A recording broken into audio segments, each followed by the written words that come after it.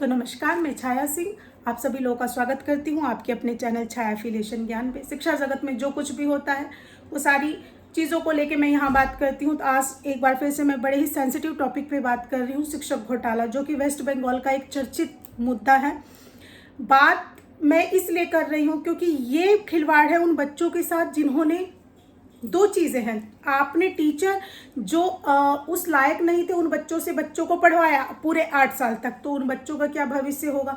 दूसरी चीज़, अगर किसी को आपने अपॉइंट कर दिया, किसी को आपने एज ए शिक्षक उतार दिया और फिर उसके बाद आप कहते हैं कि दे आर नॉट टीचर्स, तो कहीं ना कहीं चीज़ें मिसमैच होती हैं। तो जी हाँ, आज मैं बात करने वाली हूँ वेस्ट बंगाल के शिक्षक घोटाले की, जहाँ पे उच्च न्यायालय ने बड़ी स्ट्रिक्ट एक्शन लिया।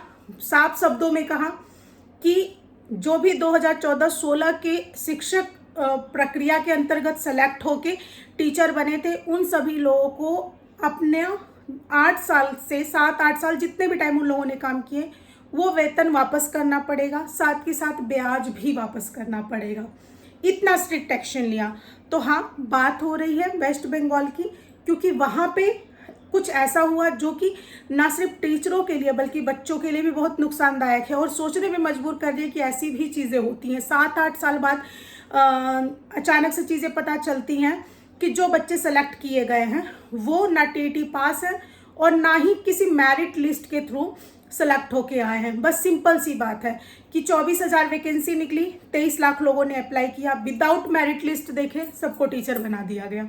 ना उनका कोई जो स्टेट अपना एलिजिबिलिटी टेस्ट करती है उन्होंने वो टेस्ट भी पास नहीं किया।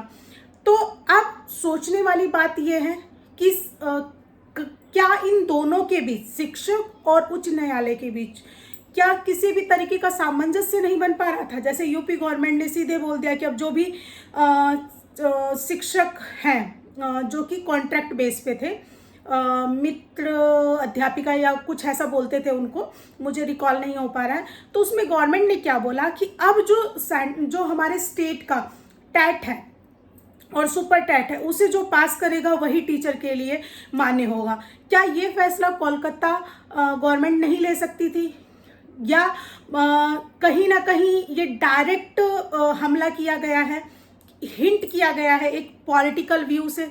जो भी हो, पॉलिटिकल व्यू में मैं नहीं घुसना चाह रही हूँ, लेकिन मुझे ऐसा लगता है कि हर वो टीचर जो 7-8 सालों से अपनी ड्यूटी कर रहा था वो किसी भी माध्यम से चुना गया। अगर वो चुने गए तो वो उनकी गलती नहीं थी, वो गवर्नमेंट या फिर उस टाइम पे जो भी चीज़ें थी वो उनके थ्रू हुई थी।